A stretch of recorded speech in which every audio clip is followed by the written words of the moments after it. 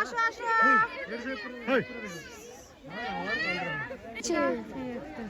ওই সাইডেও আছে সব লুকিয়ে আছে মা ফোনটা ধরে রাখো ওই দেখো ও এই রয়্যাল বেঙ্গল টাইগার সাদা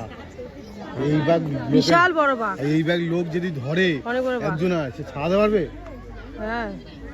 এইগুলোই তোমাদের সুন্দরবন জঙ্গলে আছে হ্যাঁ হ্যাঁ আছে সুন্দরবন জঙ্গলে এই যে এই বাঘগুলো রয়্যাল আছে বেঙ্গল টাইগার মানে আমার শ্বশুরবাড়ি এলাকা না যদি লাপায় রয়্যাল বেঙ্গল টাইগার ওই তো লাপালা ধরবে তোমার কি হয়েছে সুন্দরবন এরিয়া থাকে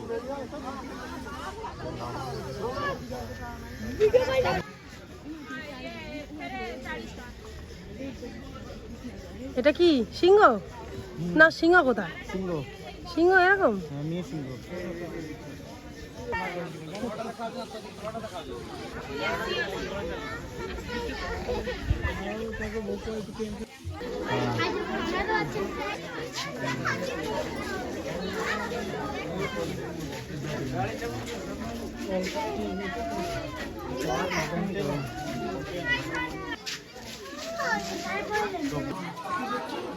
তাই হাতে থেকে ভালো লাগছে আর দেখবি না ঘরে যাবি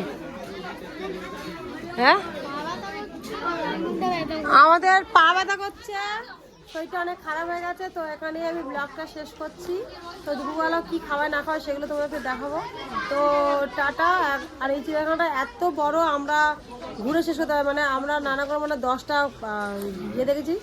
বাঘ দেখেছি তো সেই জন্যই বলছি টাটা পুরো চিড়িয়াখানা আমার দেখা সম্ভব না টাটা এই তো দেখ কত কুমির দেখো খালি ভেবেছিলাম আমি আর ভিডিও করব না কিন্তু এটা বাধ্য হলাম আমি ভিডিও করতে কত কুমির এখানে পুরো ছিয়া আছে এই মাথা দিকে দেখো প্রথমে যে নকল এই দেখো এর গাল দেখো হা হয়ে আছে সামনে জানা কুমির জানো মনে হয় মরে আছে তুমি সামনে যাবো ঠিক তোমার ধরে নেবে হ্যাঁ ও মরার মতো হয়ে আছে মরে আছে তুমি সবসময় মরার মতোই থাকে ও এতগুলো লোককে দেখে না সব চুপ করে গেছে গাছে এখন হাত দে না গোপ করে গিলে নেবে তো মনে হয় মরিনি এত বড় শরীর আমরা চিড়িয়াখানায় এক দল মিলে গিয়ে আমরা হারিয়ে গেছিলাম আমি আর ও সারা দুনিয়া ঘুরে ঘুরে এত খিদে পেয়েছে এখন বাজে 2টো আমরা ভাত খেতে বসে ফার্স্টেই দিয়ে দিয়েছে ডাল আর বাঁধাকপি চচ্চড়ি আর তার সাথে লেবু তো চলো খাওয়া যাক আর আছে মাছের ঝোল পুরোপুরি কথাটা আমি এখন বলছি না কারণ খুব খিদে পেয়ে গেছে আমি পথ হারিয়ে গেছে তার মধ্যেও চিড়িয়াখানা ঢুকেছি টাওয়ারও উড়ে গেছে আমি ফোন কাউকে করতে পারছি না খুব ঘাবড়ে গেছিলাম কিন্তু ফাইনালি আমি এখানে এসে পৌঁছেছি টাটা